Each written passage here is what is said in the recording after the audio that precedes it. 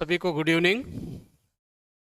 Previous class में हम मांग के बारे में बात कर रहे थे। आज उसी टॉपिक से हम आगे बढ़ेंगे। मांग के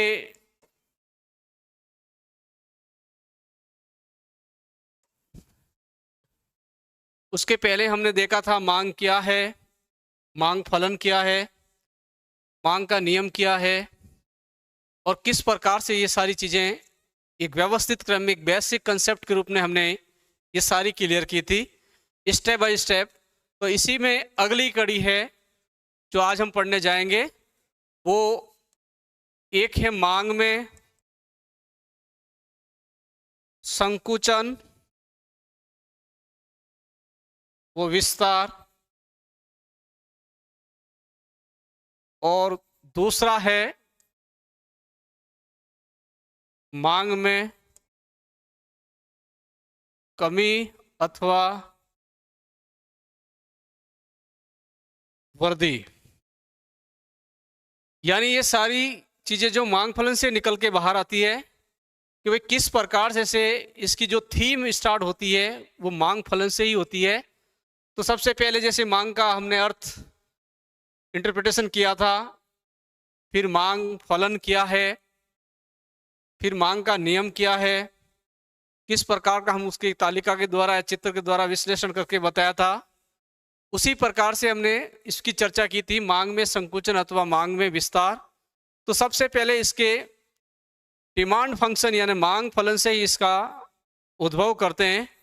demand is a function of price of X, price of Y, Y F H T, इस प्रकार से एन वेरिएबल हो सकते हैं। यानी जो हमने आधुनिक मांग फलन पढ़ा था उस मांग फलन में वही वाली बात है कि कोई भी फलन अर्थशास्त्र में जहाँ जहाँ हम सारे कंसेप्ट देखेंगे उन सभी कंसेप्टों में हमें जो मेन आधार है, जो बेसिक चीज़ है, जो जड़ है, वहाँ से सारे टॉपिक और सारे उसकी अवधारणाएं बाहर निकालते हैं। वो है मांग फलन, यानी किसी भी टॉपिक का फलन से रिलेटेड है। Function, it is called function किसको कहेंगे? जैसे हम यहाँ मांग फलन पढ़ रहे हैं तो मांग फलन में हम करेंगे बराबर के इधर जो चर होते हैं उनको हम जनरली स्वतंत्र चर कहते हैं और बराबर के इधर जो चर होते हैं वो आश्रित चर कहलाते हैं। तो यहाँ मांग फलन है तो ये मांग को निर्धारित करने वाले सारे स्वतंत्र चर है, जैसे वस्तु की कीमत, संबंधित वस्तु की कीमत, उपभोक्ता की आय, फैशन, हैबिट, टेस्ट या रुचि। इस प्रकार से एन वेरिएबल हो सकते हैं। ये सभी किसी भी वस्तु की मांग को निर्धारित करने वाले मांग निर्धारक तत्व कहलाते हैं।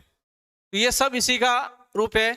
सबसे पहले मैंने कहा फलन के जहाँ फंक्शन शब्द आता है, फलन शब्द आता है, इसका मतलब है दो चरों के बीच। अब यहाँ स्वतंत्र चर और आश्रित चर, इन दो चरों के बीच में पाए जाने वाले जो पारस्परिक एवं फलनात्मक संबंध है, इट इज कॉल्ड फंक्शन कहलाता है।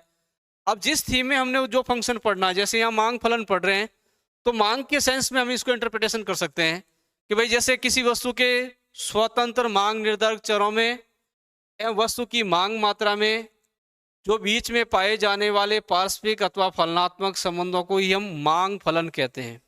तो इस प्रकार से इसके मांग फलन का डेरिवेटिव हो जाएगा। अब इसकी जैसे मान लीजिए किसी भी वस्तु के अंदर संकुचन अथवा विस्तार का बहुत कंसेप्टेड चीज है, इसमें अवधारणा है जो केवल एक चीज समझने से सारा टॉपिक क्लियर हो जाता है।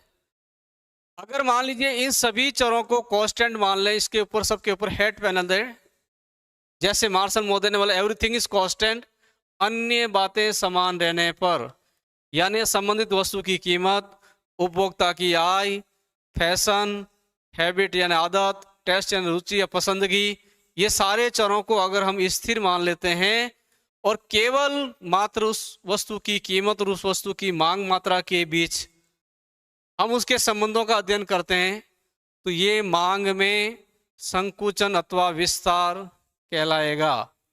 एक बेसिक चीज है कि अगर वस्तु की स्वयं की कीमत, जैसे बाय द फॉर एग्जांपल हम लेते हैं कि ये पंखे की मांग मात्रा है और ये पंखे की कीमत है, तो केवल पंखे की कीमत में परिवर्तन के कारण अगर पंखे की मांग में परिवर्तन होता है तो उसको हम बोलेंगे मांग में संकुचन अथवा विस्तार।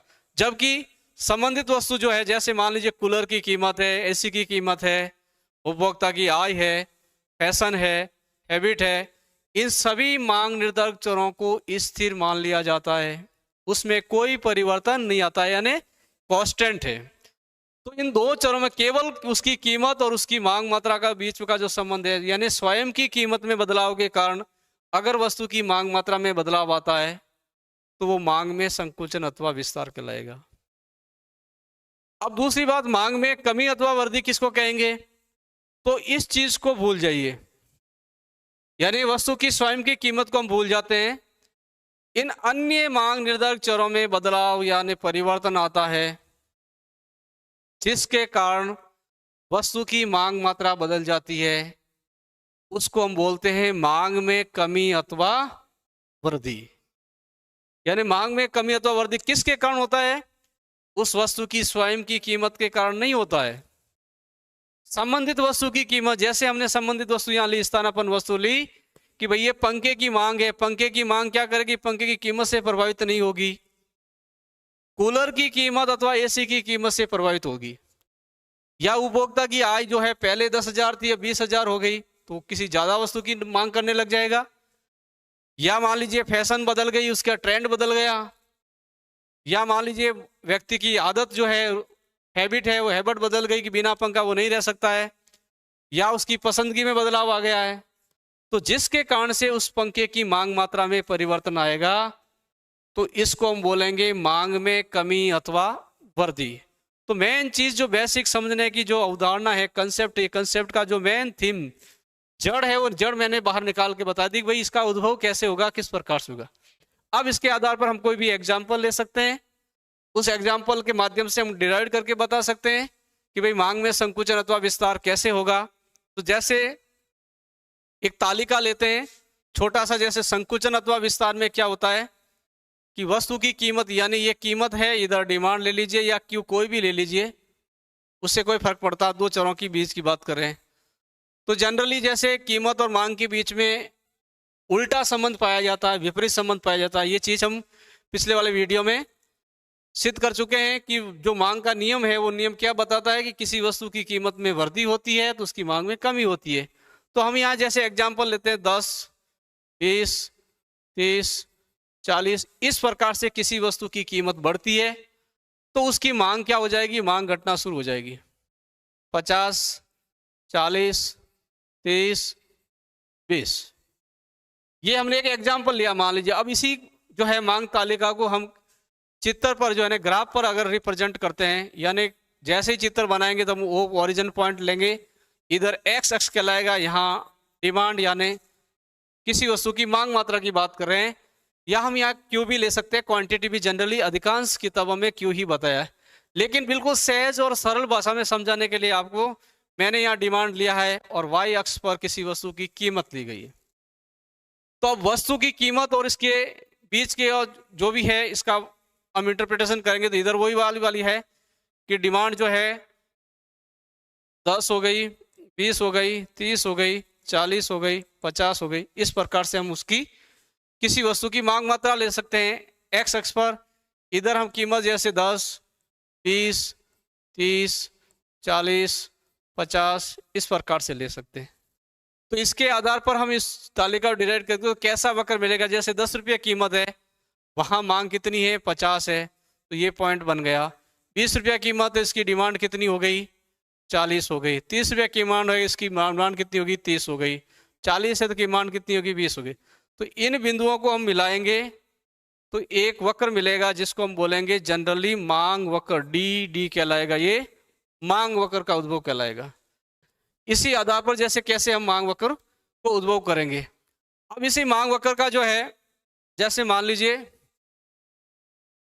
मांग में कमी अथवा वृद्धि की बात करते हैं, तो ये जैसे मांग फलन है, डिमांड कर्व है, इधर हम डी लेते हैं, इधर हम पी लेते हैं। यहाँ पर उपभोक्ता जैसे मान लीजिए कोई चीज़ का पसंद करता है और यह संतुलन में है, 20 रुपये यहाँ कीमत है और इतनी मात्रा जैसे मान लीजिए यहाँ 30 का यूज कर रहा है। अब जैसे मान लीजिए मांग में संकुचन, जैसे यानी इन शब्दों से ही स्पष्ट हो रहा है कि ये संकुचन का मतलब है पहले की अपेक्षा मांग मात्रा कम हो जाना, विस्तार का मतलब है पहले की अपेक्षा मांग मात्रा ज्यादा हो जाना। अब जैसे ही मान लीजिए कीमत में वृद्धि हो जाती है, जैसे कीमत बढ़ जाती है, यानी 20 से बढ़कर कीमत 30 रुपया हो जाती है, तो मांग घटकर 20 हो जाएगी। तो ई से जो E1 की तरफ जो बिंदु गया है संतुलन का ऊपर की तरफ, इसको हम बोलेंगे संकुचन। मांग में संकुचन कहलाएगा। क्या कहलाएगा? मांग में संकुचन, अर्थात पहले की अपेक्षा मांग मात्रा कम हो गई। अब इसका जस्ट ऑपोजिट हम ले लेते हैं। मान लीजिए उस वस्तु की कीमत घट जाती है, 20 से घटकर 10 हो जाती है, तो पहले की अपेक्षा मांग मात्रा बढ़ जाती है, यानी यहाँ 40 हम ले लेते हैं। तो ये E2 बिंदु है, ई से E2 बिंदु की तरफ उपभोक्ता का जो गमन है, इसको हम बोलेंगे मांग में विस्तार, यानी ये एक्सपांशन हो गया है पहले की अपेक्षा ज्यादा। तो अगर इसे E2 की